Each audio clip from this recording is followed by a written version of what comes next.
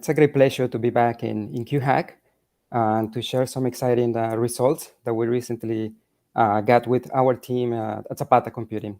So just, I think the title might be also a little bit controversial, but I think I wanted to clarify in particular what I mean by quantum advantage, because I think that's one of the big questions in the field is even to define what do we mean by quantum advantage. So in particular, the type of quantum advantage that I'll be focusing in this talk is more from the side of quantum applications. And then definitely what we're going to be focusing is on defining quantum advantage, and maybe this first time when a quantum algorithm or a quantum heuristic, of course using quantum resources, managed to beat or to outperform the state-of-the-art classical method in a specific relevant real-world application. So the difference is note here, I won't be talking about quantum advantage in the context of algorithmic complexity, on exponential speedups, on all this type of quantum advantage. I'm just thinking of a realization of a quantum algorithm outperforming a classical, and the best classical. So that's why I think in some ways more relaxed, but in some other ways the bar is much higher. So let me start actually just by introducing the different flavors of machine learning models that we've been working with and that we work in the community. So I'm going to be missing here reinforcement learning, but for the most part, I'm going to focus just on this distinction between discriminative and generative quantum machine learning models. So in a discriminative setting, that's basically what you know from classification tasks for supervised learning. So what we usually have is we have a data set. If there is no data, there is no machine learning task at hand. And then, of course, the data set comes with labels. That's required for the supervised learning setting. In that setting, actually, what you do is you learn an algorithm, or you train an algorithm that actually produces a model that in some way we can write this model as is going to give us some probability of a certain label given a certain trigger, a certain image. So the algorithm is just allows us to distinguish between the different labels. So that's why it's using classification. So a specific task, as we can see here, is, for example, if we give an image of a door with a number, the algorithm is just actually responsible for telling us about which numbers are in the door. So it's not about anything else. It's just actually the discrimination of the different classes of number in this case. What about when we go to the unsupervised learning? There is a type of model. Notice that in the supervised, I put discriminative because not all the unsupervised learning actually deals with discriminative models. For example, you have regression, but also in unsupervised learning, not all the unsupervised tasks need generative models. So I'm putting actually just this class that is one of the most important ones that we will be discussing here. In this particular class, what we have is, again, the data set, but since it is an unsupervised one, so you don't have the instructor. The teacher in this case is the labels. You can still train an algorithm to make an understanding and to capture the correlation of that image as a whole. So that's why you're going to see that's going to be very valuable. Why? Because, for example, if you have a damaged image, you can use the model by clamping some of the variables that are related to the remaining of the image, the part that you know. You can, for example, reconstruct an image. So that's one of the applications of generative model. And as you can see, you're generating something. Or another actually application that you can see is that, for example, since you learn the probability over the images of doors with numbers, you can actually use your model to generate a completely entirely new image that didn't exist in the data set. And I want to emphasize this because actually most of the talk that I'll be giving today, we're going to be dealing with this concept of generalization. That is the most sought after property in a machine learning model. So basically, in this case of generalization, it means being able to generate something that is outside the training set. So there is actually one caveat as well that I wanted to point out that maybe is not completely understood, is that actually while you can easily perform discriminative tasks with generative models, you can't do generative tasks with discriminative models. It's the same actually, for example, if I give you an image, a painting, you can easily tell me if it is a painting by from Van Gogh. But for example, it's much harder to generate an image that looks like as if it were painted by Van Gogh. So basically, the generative task includes actually, you could in principle encompass easily the discriminative ones. And this is going to be important for the question of quantum advantage. So there are two consequences of this slide. One is that, as we're going to see, generative tasks are much, much more complex than discriminative tasks. And the second question that I wanted to pose to the community here is, Although it is clear, for example, in my mind, given the connection of generative tasks that you can solve discriminative tasks, that anything that we learn in the generative setting, generative modeling setting, any research that we do in generative modeling setting will impact the way maybe we do discriminative learning in the future. In my mind, it is not clear, for example, the other way around. That, for example, if all the insights that we get from studying discriminative models actually might inform us about generative models. And then we're restricted to that class of models that is the models of discriminative learning. So for the most of the talk, I will actually be focusing only on generative models, and I will try to motivate a bit further this distinction. So how does it look, generalization in generative models? So in the case of discriminative models, this question has been studied for decades, and it's very, very easy to assess. For example, in the case of generative models, is the capabilities of the model to be able to label correctly or with no error a new image that is coming. So in that case, there is a yes or no question that you can easily classify, and it's a very clean setup to study many, many things. And that's why it has been widely used both in ML and in QML from a theoretical point of view. In the case of generative models, the question is a bit more subtle. And what we mean by generalization, or what is meant in the community by generalization, is imagine that you have this set of points that correspond to your training set, the black dots. And they correspond to points of city in the map, in the globe. In the case of generalization, what you're looking is not, for your model, for example, if your model outputs a point A, basically you can easily classify that just as noise. It's a noisy data. It's not basically doesn't live in the map. Assuming that your task is generating cities in the map, for example, point B is also not desirable. Why? Because basically you are data copying the information, and you're not generating what is called authentic data.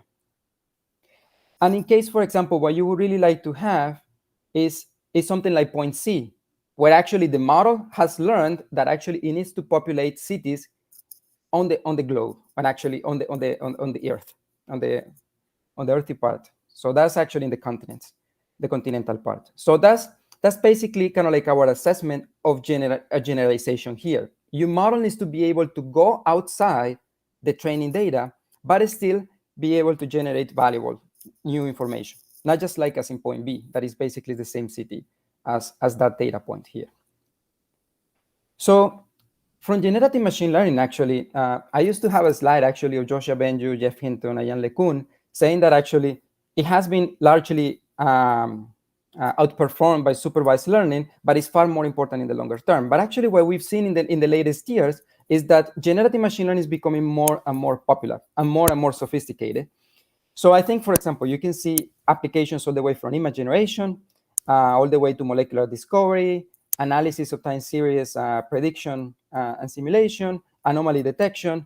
And for example, you can see the impressive performance that people has achieved all the way to 2014, maybe when Joshua Benjo, Jan LeCun, and Jeff Hinton made that statement, all the way to 2018, for example, when we now have these websites, like for example, like this one, thispersondoesnotexist.com, where you just enter and there is again a generative adversarial network generated really human-like images that don't exist in reality.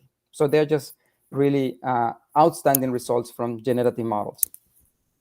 And actually, for example, we've seen also a lot of progress in natural language processing that leverage on these generative models. And this is the case, for example, of GPT-2 and GPT-3 that you might have seen in the news with this outrageous number of parameters, 175 billion parameters that actually these models actually deal with, and they actually are able to have these remarkable results in human understanding and actually in generating text that actually looks like coming from a human. Of course, I mean, there are a lot of glitches, I think now they're in GPT-4, but still, I mean, I think that you can see the progress and how far these generative models can go.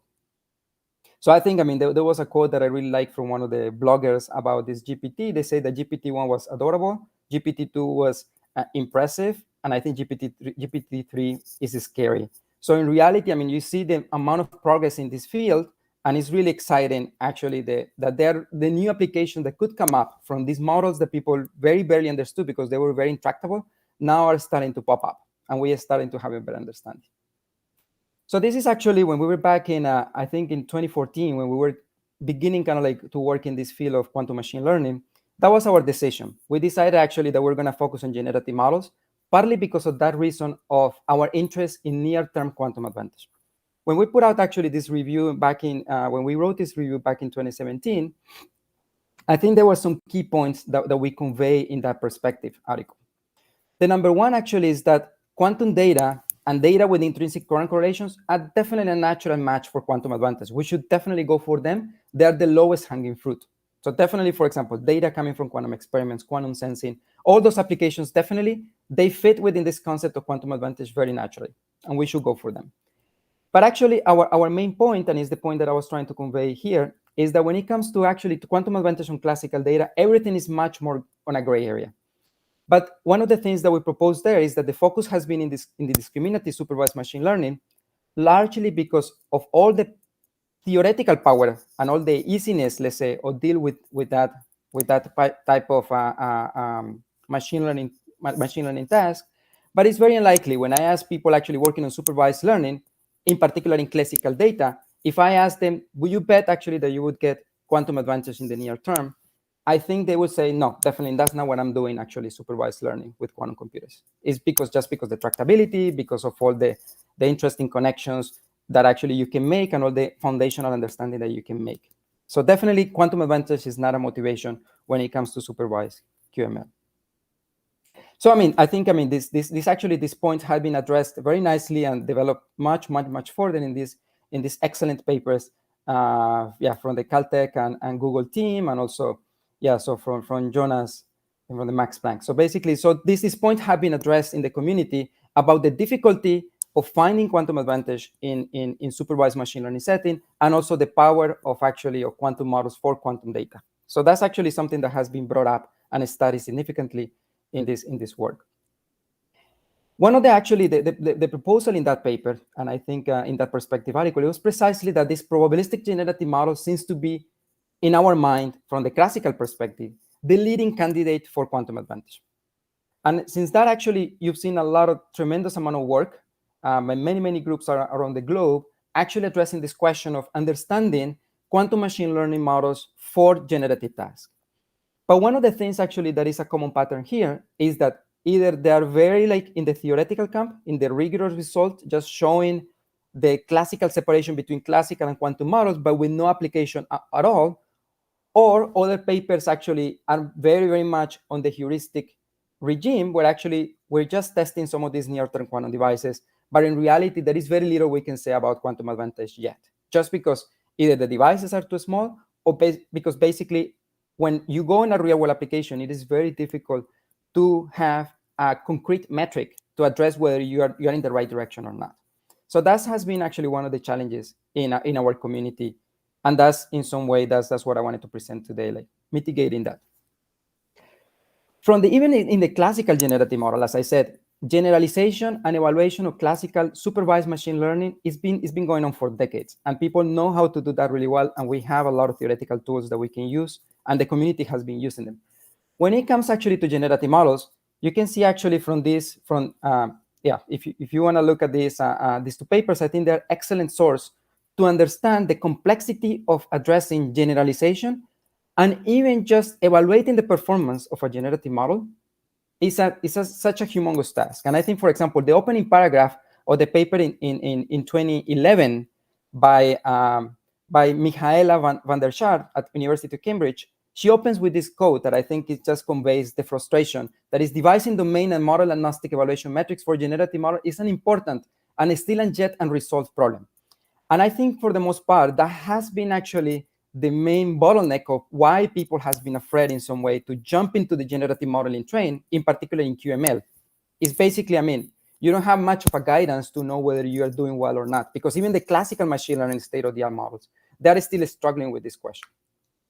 So I would recommend definitely these two references, but I'm going to highlight briefly what are actually the main challenges and why this hasn't been achieved until now.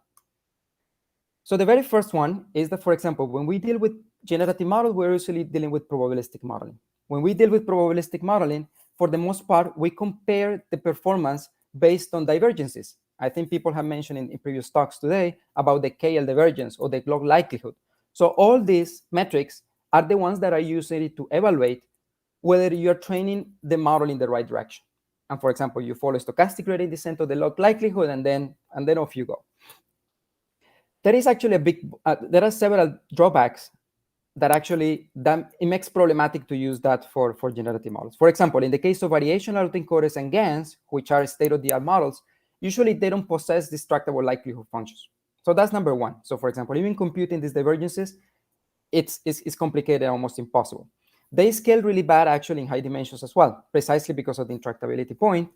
And then the other thing is that we are relying just on one number to tell us about the entire performance of the model.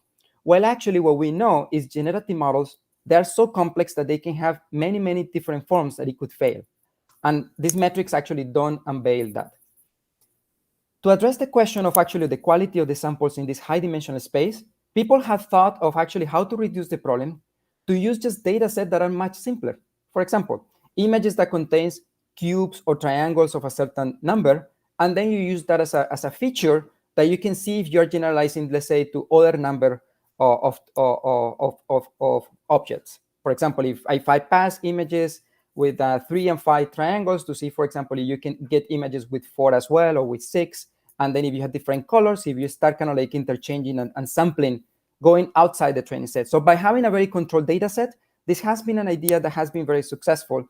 And for example, that's actually the paper of 2018, this Nearterm paper actually from the Stanford group. That's precisely what they do.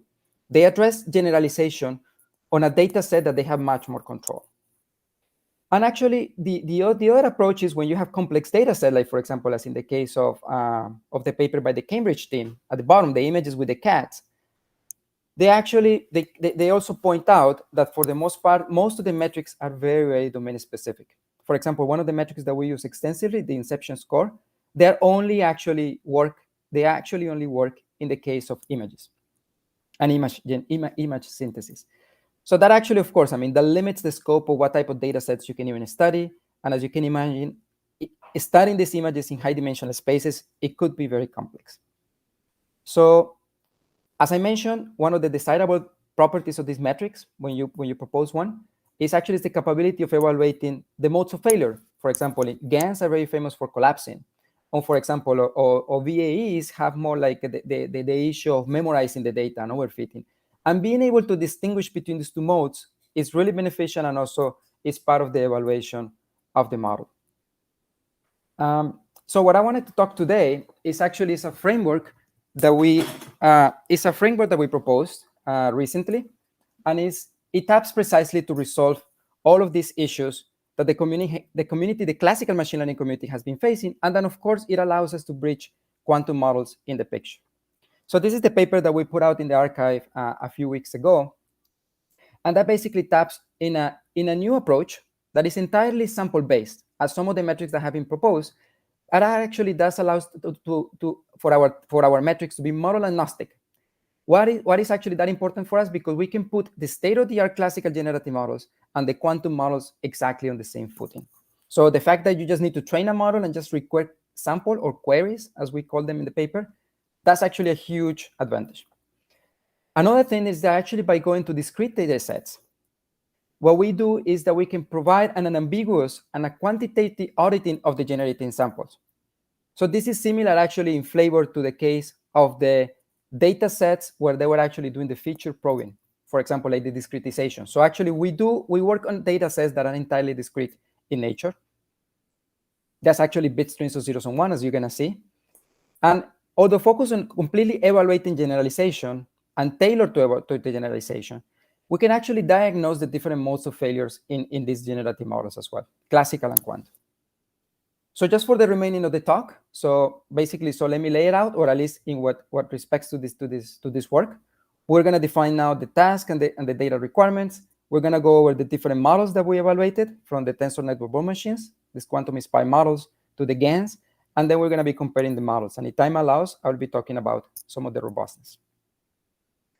So let me jump now into what is actually this framework for probing generalization. So as I mentioned, it is critical in our, what we realized is that by going to discrete data sets, like the one that actually we work with qubits, is a very natural way to resolve all of these issues that is faced in the community of classical machine learning.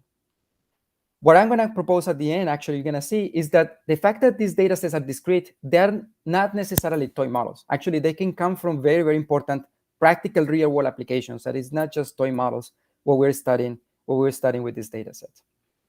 So each one of these samples, we're going to actually require that the only thing that the user needs to define is what we call the valid search space, and then the remaining of the space is what we call the invalid or undesirable space. And then, based on that valid space S, what you're going to build is a probabilistic model that is the target distribution that you're going after. So in some way, once you define the valid space, the task is very easily defined. So all that you want to get is samples that look like the samples that have that satisfy the right constraint. Another thing, in order to address actually the quality, unambiguously define the quality of the samples, is that we assign to each of the bit strings in the valid space, we can assign a cost function. We're going to see actually that happens naturally in the case of combinatorial optimization.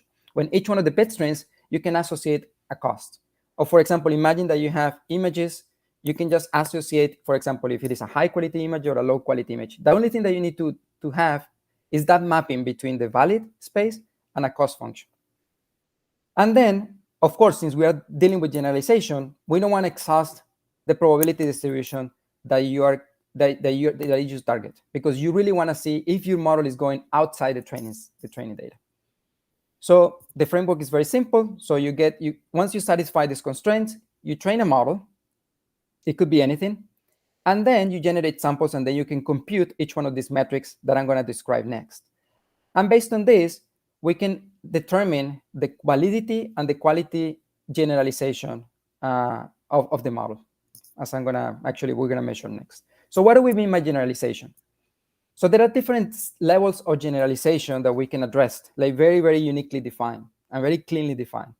So the very stage that we say that a model is good at pre-generalizing if it satisfies the property that is sampling outside the training set.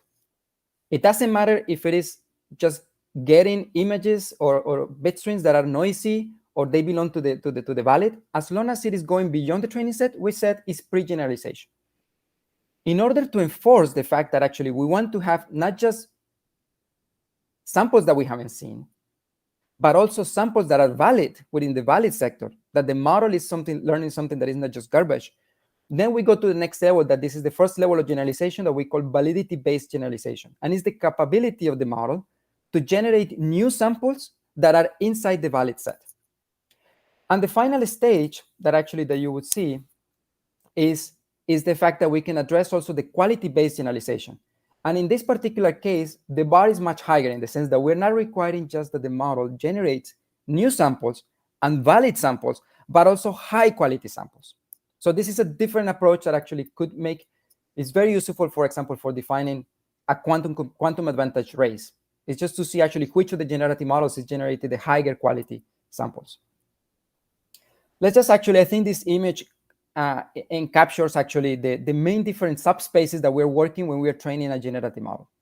So the very first one, the search space U, is really the universe of all the 2 to the, let's say, for example, if we are dealing with 20 qubits or 20 bits, basically is the space of 2 to the 20. So that's the search space. The solution space, what we call, is actually the valid space. Remember that I mentioned you need to define a constraint. Once you define the constraint, all the bit strings inside the gray box, they satisfy that constraint. Now, of course, the training set, by definition, is going to be much more reduced, but it's going to have that property of the valid space, because you want the model to learn those features. And then, of course, when you ask for the queries, and this is the different G subsets, when you ask queries from the trained model, either quantum or classical, they can either fall actually inside the training set. That's kind of like when you have memorization, or they can actually fall outside, and that's actually when generalization becomes important. If it is actually G new, encompasses all the garbage, so all the yellow points here, actually they happen to not be valid samples. So basically this is noise, but still they count for pre-generalization. And then when you have solutions like the G sol, this capital G sol, basically those are samples that still satisfy the cardinality, for example, a cardinality constraint. The little gsol denotes the samples that actually are unique, because within the gsol, you can have repeated samples. The model might just be biased towards a certain specific number of samples. So the very first layer that we're going to have is the exploration metric. So the exploration metric Q is just the total number of queries that you request from the model. So notice that the exploration metrics is just addressing the pre-generalization. It's telling me how efficiently is the model sampling out of the training set. So basically, how frequent is it giving me new samples, regardless if it is noise or regardless if it is actually valid samples. The fidelity is actually the first one that is trying to address the ratio. Out of the new samples that are coming out of the training set, how many of those live within the valid space? So that's why basically this quantity tells us about the distinction between the noise and the valid samples within the unseen space. And then we have another metric that is called the rate. What the rate is doing, the rate is addressing with which frequency I'm getting samples that are actually valid and unseen out of the total number of queries. So if I query, let's say, 1,000,000 times, how many times do I get actually samples that are both valid and unseen? And then we have another metric that is simply the coverage. So in the case of the coverage, what we actually are tapping into the unique bit streams that we are getting. Because, for example, you might be getting 1,000,000 bit streams that are valid, but it might be just one. And actually, so basically that means that your model collapsed, as we're gonna see with some of the GANs. That actually happens very frequently. So this gsol is the unique number of bit streams that you have within the set, capital gsol. And it's telling you basically in some way how much of the valid search space is being covered by the generative model. So notice that there is a key distinction of this with other works on evaluating generative models, is that all the techniques, all the metrics here only probe in that space that is outside the training set. So basically, all the techniques, all the metrics here deal only with the case of generalization. We're going to have as well some metrics in the case of the quality. So whenever you can define a cost for each one of these bit streams, the desired condition for generalization in the quality-based generalization is that the minimum coming from the samples is better than what you got from the training set. So you get better quality than those that you had in the training set. And there is a metric that you can define that is basically, since having just the lowest cost could be very noisy, basically you can average over certain batches of samples. And basically you just measure, you just get this as a number. Just to make this metric more robust, another thing that you can think is of a percentile of the lowest samples and just compute the expectation value. Just compute the average of the lowest samples. And then that would give you an indication of how good is your generative model in generating samples that are of better quality than those in the training set. Because you can compute the same quantity for the training set, for the training data, and you can compare if you're doing better or if you're doing worse than just the training data. So those are basically all the type of metrics that we propose to compute here. And as I said, the key here is that by working in this context of discrete data sets, that allows us to bridge the two worlds, where we can make rigorous and theoretical actually metrics that we can compute and maybe we can even predict. But at the same time, we can also reach the domain of real world application, as we're going to see in a moment. So here is just a summary of where actually each one of these fits. Like the exploration deals with the pre-generalization, the fidelity, the rate, and the coverage, they all deal with this validity constraint, validity-based generalization. And the minimum value and the utility, actually, they tap into this question of, is the model generating really high quality samples or not? So let's now go actually to the different models. So we tap into two different models. One of those is quantum inspired, and it's this tensor network of machines, where we have actually models based on matrix product states. So if you want to look actually the details, so basically this was a proposal in this PRX paper that we've been using as well in many of our in our generative models. So they're extremely powerful, as you're gonna see. And the competing candidate actually is a state-of-the-art GAN, where actually we fine-tune and trained, and we propose many ways of fine-tuning them to get the best performance that we could get out of these GANs. So in terms of the data set, we actually chose an application where actually this cardinality constraint comes very naturally. And in this case of this portfolio optimization. Why? Because there actually you need to select a subset of assets out of a universe of assets. In this particular instantiation of this paper, we selected 20 assets. We selected a universe of 20 assets where you need to pick only 10 of those and select the ones that actually give you the best return or to lower the risk of the portfolio. So it's an optimization problem at hand, but in reality, we're going to turn this into a generative task. As I said, we got 20, the cardinality is 10, and the valid space then is all the M choose 20, sorry, 20 choose 10 possible bit strings that are the ones, the bit strings containing only 10 portfolios, portfolios containing only 10 assets. For the training set, actually, we only chose 1% of that space, as you're going to see in a second. So here is the daunting task for the generative model. So here's the target distribution. What you see here in the y-axis and the x-axis is just a 2D representation of the data, of the target distribution. So this is all the possible valid portfolios that actually live in this 2 to the 10 by 2 to the 10 search space. So you see a lot of gaps because basically in that square, you have 2 to the 20. Out of these 2 to the 20, only 20 choose 10, 184,000, more or less, correspond to the valid bit strings. So that's the target distribution. But the training data for the generative model, we're only going to pass 1% of that. So basically, we're passing, this is the visualization of that training data, and you're supposed to train a model that captures those patterns, that is able to generate more portfolios that actually belong to this scenario. So that's the daunting task. From 2,000 points, generate something that looks like this 180,000 dimensional space. So here are the key results. And here is actually one of the key features, as we mentioned. We focus on 3 of these metrics as the unique ones, as the independent ones, the fidelity, the rate, and the coverage. And we plot this in a 3-dimensional map that actually allows you to check which one is performing the best. And what you can see is that the one with the highest fidelity, coverage, and rate is the TMBM, is the quantum-inspired model. This particular GAN that seems to be performing well actually has the worst performance, because actually has a coverage of almost 0. That means it basically is that it has a great fidelity, a great rate, but actually, so it's generating one sample out of the training set. It's generating a valid sample, but it's only generating one sample. So basically, it mode collapsed. So this is a very typical scenario that we can diagnose. So basically, this model doesn't count. And of course, and it still has much less performance than the TMBM. So the 2 leading candidates are these 2 GANs that we report the numbers for them in terms of the coverage and the renormalized coverage. So this renormalized coverage, C over C prime, refers to the coverage against the ideal scenario. The ideal scenario that you had actually the exact model.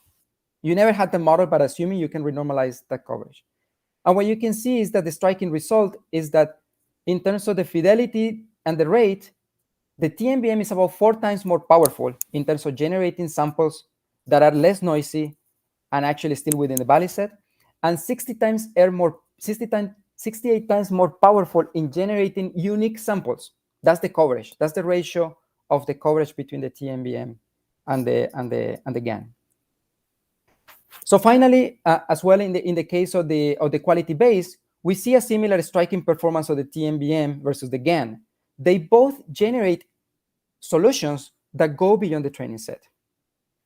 But the difference is that the TMBM produces about 50 times more unique samples that actually had lower cost, that's better quality than those in the training set, than those that you can get with the GAN. So that's a huge outperformance of the TMBM compared to the GAN. So just visually, so you can see this visually, what is happening is that you start from the training set, and this is the target distribution. And here are the results that you get when you visualize what the GAN learned versus what you visualize what the TMBM actually learned. And as you can see, it's much, much closer to the target distribution. Or if you want to see them side by side in a zoom, basically, so this is the patterns and the coverage that you can get with the GAN, with the state-of-the-art GAN, versus actually what you can get from the quantum-inspired model.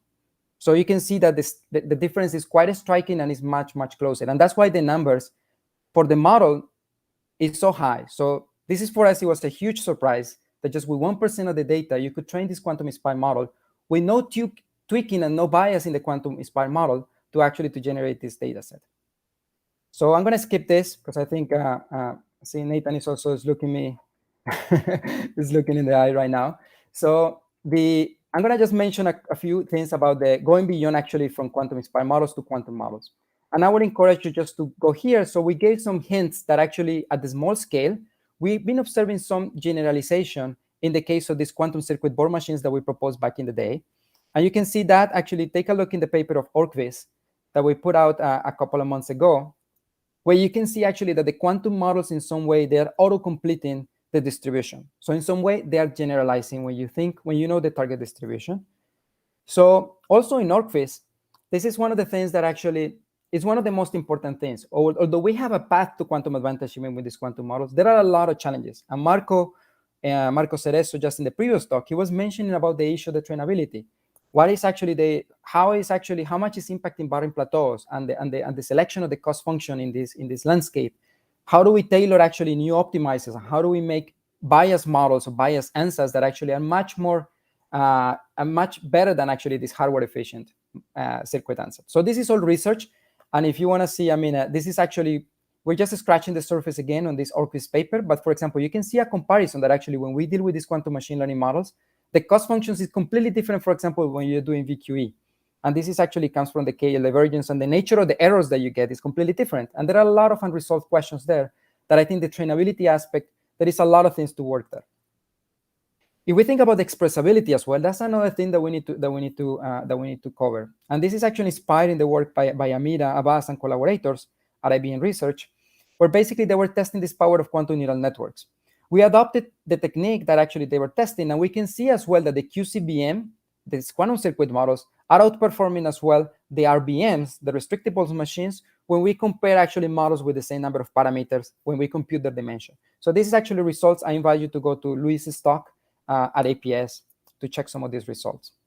So just to conclude, so this generalization generative models, I think, we feel it's a very now concrete and quantitative path for near-term quantum advantage. So that's the reason we're very excited, because for the first time, we are even seeing quantum-inspired models outperforming the state-of-the-art GANs in specific data sets.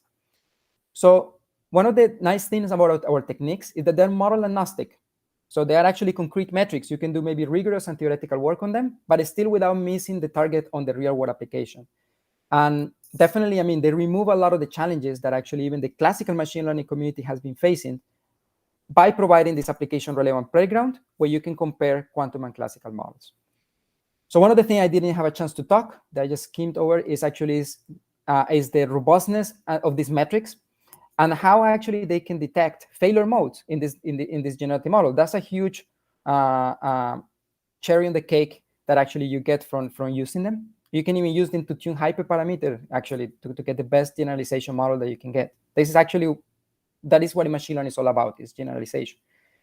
And then, basically, I think I show some of the results where we show that these quantum models are outperforming the state-of-the-art GANs that we studied. Of course, the race is on, and we invite everybody, the classical ML experts and gurus on GANs, to fine-tune their GAN and to try to beat us. But I think it's an exciting race, and we're expecting that, of course, you can improve the performance of the GAN compared to what we did, but we can also perform the performance of the quantum inspired as well. So because we didn't do any fine-tuning. So I will invite you just quickly to go to Marta's and Caitlin's talk at APS. If you want to listen about in the context of optimization, how the generalization impacts also combinatorial optimization problems, I will invite you to attend. Javier and I were going to give a talk. Actually, this is it's a related title that we chose in November, actually, how this could be practical quantum advantage in the case of combinatorial optimization. And if you are interested in all the issues about, or at least what we've been studying about some of the issues of how to take this beyond to QCBMs, the expressibility, the trainability, there's actually research ongoing in the team, but I will invite you to stop by Luis's talk about the expressibility of these models. And of course, one thing that we take very seriously in the team is the quantum software. And the fact that actually if you want to scale this to large data sets, we definitely need quantum software components. So I'll invite you to go to our, there will be a little bit of details of what QML suite would be about in their APS, and also Orkvist, that is actually an open source library. It interfaces with PennyLane, with TensorFlow Quantum, with all the libraries that you want to work in quantum, to visualize these landscapes and to make an understanding. So with that, I would like to conclude. Basically, I hope the road definitely to quantum advantage is not going to be a straight line. It's not going to be an easy ride, but hopefully it's not going to be a nightmare as it used to be, that where we didn't even know where to go. So hopefully we're now kind of like in the middle ground where we are testing these ideas and where we can actually now put to compete two models, quantum and classical, on the same footing on a very concrete and well-defined metrics. With that, I would like to acknowledge and thank the team for all the work that they've been doing in this past year, and all the people who have joined the company, in particular Marta and Caitlin, that is the work that I highlighted, and that they put a lot of work and a lot of thorough research into actually what was the state of the art in classical machine learning to be able to put together this work that we did. We're hiring QML scientist, research manager, quantum AI, and thank you very much. And thank you, Nathan, for the extra time. No problem. Thanks a lot, Alejandro, for that very insightful talk. We do have a lot of questions coming in, so we will get to those in a second. Twitch chat, please send those questions our way. Alejandro, this is the one I definitely want to ask you about. I've actually got about the good fortune of meeting a number of very amazing Colombian scientists, Colombian physicists in my career. Why are there so many great Colombians contributing to our field? Yeah, I think it's similar to what Marco was mentioning. I think in our developing countries, I mean, the fact that we don't have, let's say, sophisticated labs for sophisticated machines, a lot of the people actually, they have no choice but just to go to theory and to study these foundational questions. And a lot of people actually, we had good people also, faculty coming, and they kind of like carry that reinforcement loop with there is good people coming back.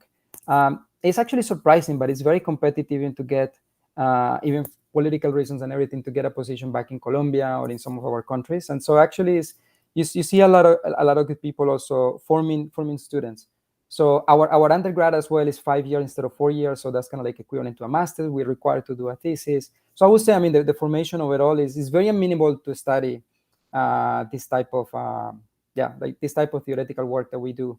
So I know who you're referring to as well. I think amazing people also. Well, Nicolas was a Sanadu, but also Juan Miguel. So yeah, definitely. Yeah. So I feel maybe most of them maybe the benefit as well from this solid foundation of people coming back to Colombia and forming students. So I think I'm very grateful for that. Mm-hmm. Any particular things that surprised you when you first left Colombia as a young scientist? Yes, I think I put that. I mean, I was coming from a very humble upbringing, and in particular when I got to the US, I was surprised that they were so surprised that, yes, like salsa dancing, and for example, dancing was a huge thing for us. It's part of the culture, and it's part of actually the way we face some of the difficulties in a way. And in particular, it was funny to see that one of the things, for example, even when I was a kid, I used to just go salsa dancing when I was 10 years old. And there used to be these places we call chiquitecas. Like chiqui means like kid, and quitecas, kind of like type of thing. And then you just go, I mean, just have kind of like a soda and things, and there would be like a ball, like the dancing ball. And the kids from the street are just dancing in this kind of like a sport complex that they just rented for the night. So when I came to the US, I thought actually everybody would be into dancing and everybody would be. And when I would tell them about the quitecas, and they say, what are you talking about? Like, yeah, so so people are actually not much into fun and into salsa dancing in the US. So for me, of course, I mean, later you find your community to go dancing and just to have fun. You know, that's one of the hobbies that I used to have much more frequent. Now, like, to be honest, I haven't been dancing that much. The pandemic is difficult to get into large groups, but definitely, yeah. So it's one of the things. I went many times, for example, with Peter Vitek, actually dancing. Is he a good dancer? Yeah, he's a really trained dancer. I mean, he really likes like the formal dancing. He used to be a great dancer. One of the things that we never made actually is that we said we were gonna go is actually to go in Toronto. Actually, we never made it, but definitely, yeah. So we went dancing with Peter, and yeah, he was definitely into salsa dancing as well. Great. Alejandro, I do have a number of questions here, so let's jump into those ones. Here's one I think is meant to kind of reply to Maria's talk this morning. The question is from Katarina Grazi. Would your answer be yes to Maria's title from this morning, which is quantum advantage the right goal for QML? I think, well, I don't know if Maria answered the question. I think Maria provided very, very insightful views, and I think I agree definitely almost 100% with those views. So as I pointed in my last slide, I think we're just providing a path And I think in principle, in my mindset, since I started doing research in QML, it has kept me very grounded, at least to dream and to be looking out to this quantum advantage question. I'm not saying that actually that's the only thing that I'm going to do, because I know, as I said, actually in the team, we're getting really deep into very foundational questions about even, contextuality and things like that. Actually, where are these quantum resources coming from? Where is actually all this power of these quantum models? Like, how do we go beyond this hardware efficient answer? So I think we agree. I think we agree, and we're in the same footing that, first of all, that if you're looking at an application, looking at complexity doesn't bother you too much. That's not the way actually classical machine learning works. And that's not the way, let's say, to look for practical quantum advantage. Of course, you can have proofs about theoretical quantum advantage and complexity theory proofs that guides you and that motivates us to definitely continue doing the search and just pointing that there is a hope. But I think when you're looking into an application, there is very little you can do with that when you're looking into an application. So that's why I like this flavor, and I feel this work kind of like merges those two views. The people who like theory, they can actually maybe prove some toy models with our metrics, but at the same time, we're not losing the sight that we are looking at these maybe portfolio optimization questions, or maybe feature selection. That is another combinatorial optimization problem, where maybe you just want to have, out of 100 features, you want to just select 50, and you want to have a model that trains well with that. So all these cardinality constraint problems, they're very natural. But they're not that popular because discrete problem sets are extremely difficult. Even the classical machine learning community only started working on this in 2016 or so. They started putting deep learning for combinatorial optimization. So all of this is very new. And I agree. I think, I would say the answer to the question is definitely, I see there is a path. And I see now, let's say, before, in some way, we were just trying and getting some hints. Now I feel that there is a path. But of course, as I put in the last picture, it's not going to be an easy ride. And there are a lot of foundational questions that we need to know and interchange ideas of how do we even get there. For example, one of the questions that I posed is, the reason why I've been so passionate about generative models, as I said, is one, because anything that I learned, I can apply it in discriminative models. And two, because it's a very extremely difficult task. The fact that it was difficult discouraged people. But I feel my question is, for example, if we put all the research just in discriminative modeling for the most part, just because we had the right hammer and the right theoretical tools, how much are we learning by the time we get actually to face the real quantum advantage question and real application where we can have an opportunity to do quantum advantage? So I think the approaches could be different. And I think that's one thing that, it's a lot. It opens a lot of possibilities, but I think there is room for everything, for many, many possibilities in the field. All right, chat. So if you heard it here first, Alejandro's answer to that quantum advantage question is yes, and dot. It's not so simple. Yes, not so simple. All right, one more for you, Alejandro. This is from a broken Atlas. Where are you most excited to see these metrics applied?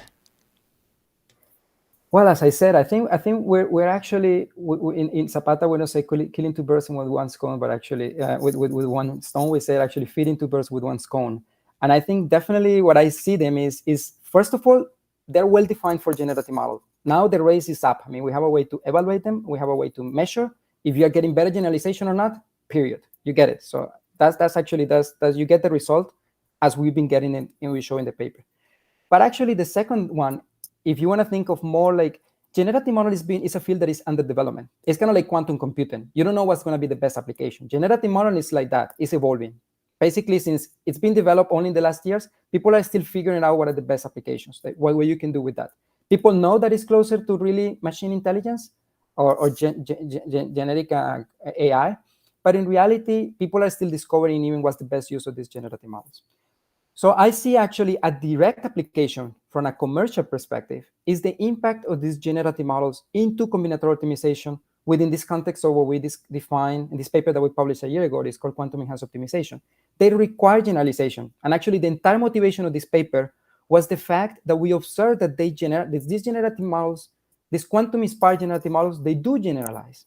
And the fact that that's the prerequisite for observing high performance in optimization. So there is a very tight connection, and that's how I see actually things evolving, let's say, in this quantum advantage. It's not just one actually shot. You can have two shots. You can actually have the combinatorial optimization and the generative model. And I just spoiled part of the talk at the APS, but we're going to show you as well like some of the recent progress as well in even just competing with the state of the art in combinatorial optimization problems, and showing actually that these models can be really, really powerful. So that's where we're going at, definitely, with that practical aspect. Great. Alejandro, it's a shame we have run out of time. It's been really nice to have you on with us today. We look forward to seeing some of those results come out at the March meeting as well. Thank you again for joining us today. No, thank you, Nathan.